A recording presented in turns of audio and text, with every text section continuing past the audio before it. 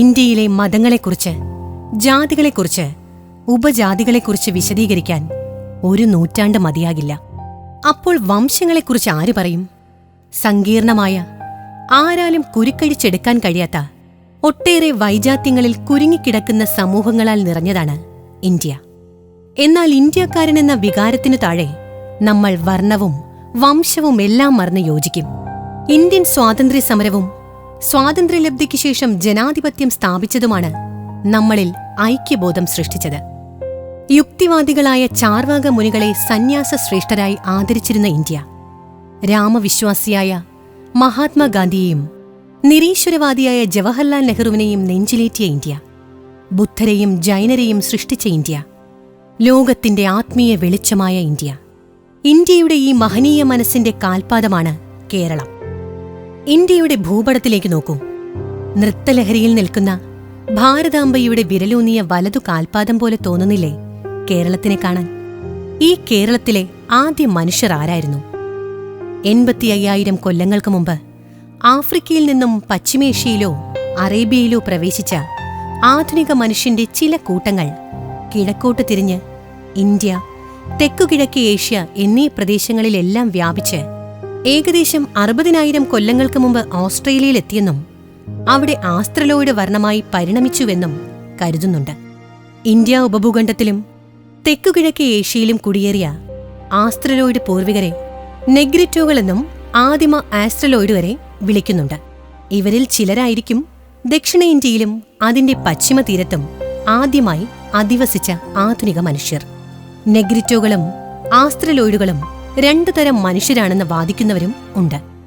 കാടർ, കാണിക്കാർ, മലമ്പണ്ടാരങ്ങൾ, മുതുവന്മാർ, ഉള്ളാളന്മാർ, ഊരാളിമാർ, പണിയന്മാർ തുടങ്ങിയ വിഭാഗങ്ങൾ നെഗ്രിറ്റോ തലമുറയുടെ പിന്തുടർച്ചക്കാരാണെന്ന് പറയുന്നുണ്ട്.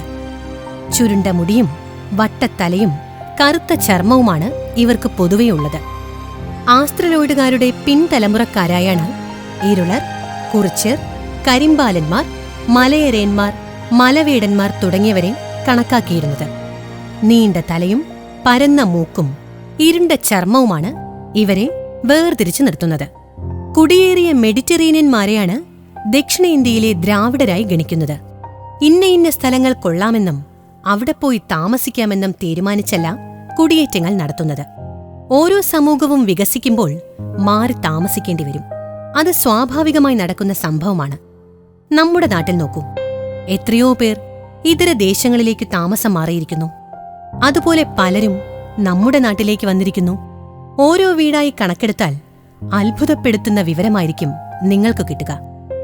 ചരിത്രാതീത കാലം മുതലേ മാറി താമസിക്കൽ മനുഷ്യജീവിതത്തിന്റെ ഭാഗമാണ്.